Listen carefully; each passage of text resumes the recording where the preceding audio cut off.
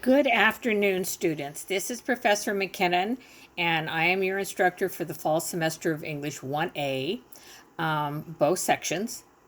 I want to introduce myself. I also want to, as part of the week one weekly overview, introduce you to the course and to the work the first week. First of all, I'm sure you're all aware that English 1A is freshman composition. It is the first of a transfer level English course that accepted at universities across the nation as a required general education requirement course. Because of this, it's really important that you concentrate in this course because it is an important preparation for all of your academic writing. The purpose of freshman composition is to give you the tools and the knowledge that you will need to approach all your writing needs in all of your courses, regardless of what your discipline or major is. So the concentration is on academic formatting, it's on academic writing. You will also, in this particular course, in my course, write a variety of essays that use different rhetorical strategies, in other words, styles of writing. All of your essay writing in this course is what we call text-based writing, which means that rather than narrative writing or opinion writing, you're going to be taught to implement and integrate outside sources in order to support a claim or a thesis. Now, many of you have been introduced to the concept, but for the first time, you will 100% have to apply evidence from academic level sources. That means no Wikipedia, that means no Google Docs, very few news articles. In fact, I will be talking to you about using the library database sources. Part of what you'll learn in this course is how to assess and understand sources as being reliable, which is very important in academia. So it's not like your opinion doesn't count, but your opinion acts as a secondary support to primary sources. So you will learn to structure an argument that starts with introducing topics, introducing the style and the goal of a particular writing assignment, creating a thesis, which is, in essence, what you're trying to prove in your essay, and that follows a structured approach to essay writing. That means that every paragraph needs to have a particular topic that links back to your thesis and what you're trying to prove. And in each paragraph, you will provide evidence and examples.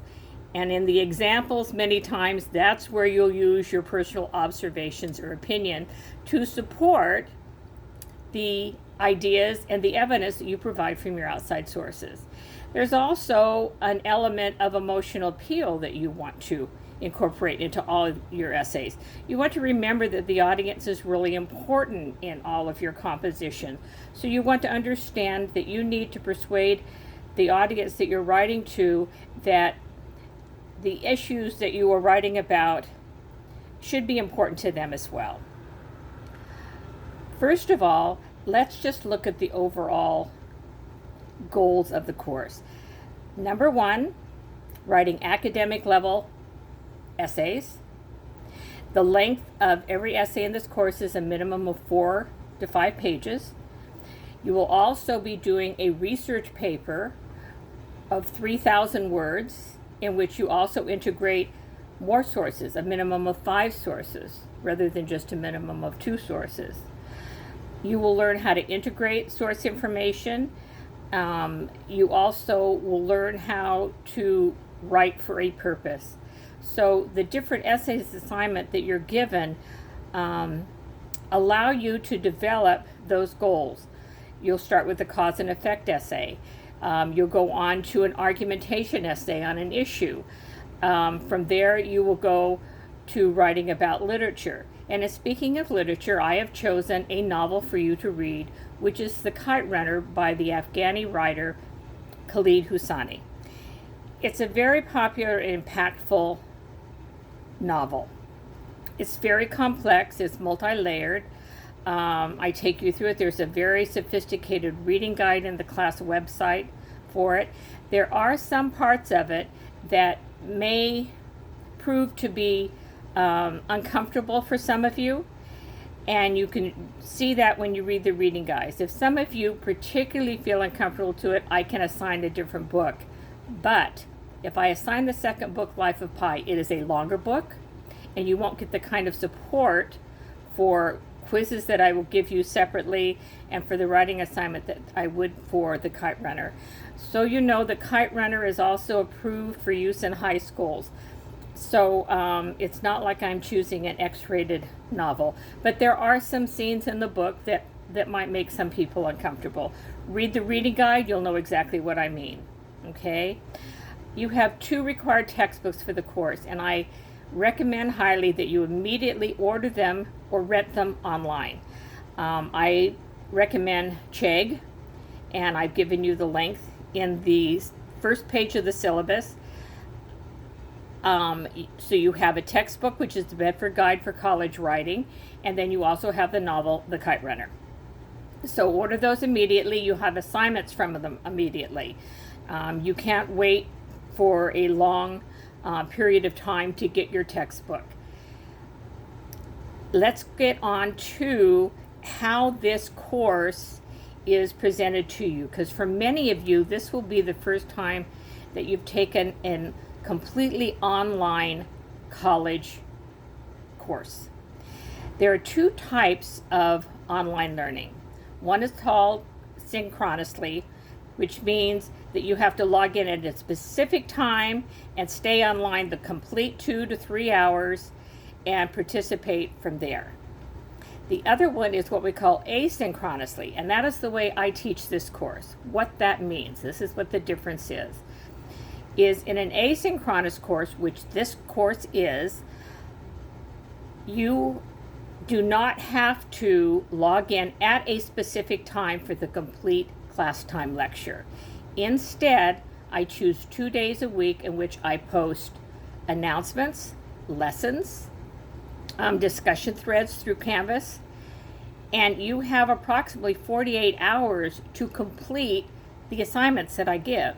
Even on the discussion threads that you have to participate on, which are the equivalent of class discussions, and I measure attendance by your participating in those discussion threads, you still have 48 hours to complete them. So for many of you that have other courses, or if you have jobs, the asynchronously taught class gives you a lot more freedom. The 2 days a week that I make the assignments are Mondays and Wednesdays. Now there's a couple requirements as far as your participation. 1, you must participate in the assigned discussion threads and responses. Think of the discussions as the student-to-student interaction part of a course if you were in a classroom. The difference is that you've got 48 hours to respond to each other, but you must respond. 10 points is assessed for every discussion that you participate in. Again, you have 48 hours from when I assign it. If I assign it on a Tuesday discussion thread, you have until 11 p.m. the next class time, which is Thursday, to complete that. You must post the response to the question or the topic I list in the discussion, and then you have to respond to at least 2 of your classmates in order to get credit. Now, the other important thing about the discussion threads is this is how I assess attendance. So, for example, in a regular in-class course, if you missed 5 classes, you would be dropped from the course. If you do not participate in 5 discussions, you will be dropped from the course. Now, first week of class requirements. You know, normally you would have to attend both class meetings on the first week of class or you would be dropped. This is the mandatory requirement for this course.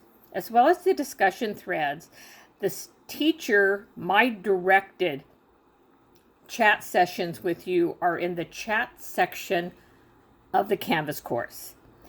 And that's CHAT chat. I have twice a week that I have scheduled chat Q&A sessions, question and answer sessions. You do not have to log in for both of them. You have to at least come in at least once a week to one of them. And I hold them at different times a day. For example, on Mondays, the chat session is from 9 in the morning till 10:30 in the morning. The second chat session each week is on Wednesdays, and it's from 6 to 7:30 p.m. So as you can see, I chose two totally different times. You only have to participate for 15 minutes in one of them each week. And that meets the requirement for the student-teacher interaction. Now, I keep talking about these required interactions. In distance learning, the California State Department of Education has set certain guidelines that we have to meet. One has to do amount of time spent to student interaction. The other one has to do with amount of time spent with instructor to student interaction.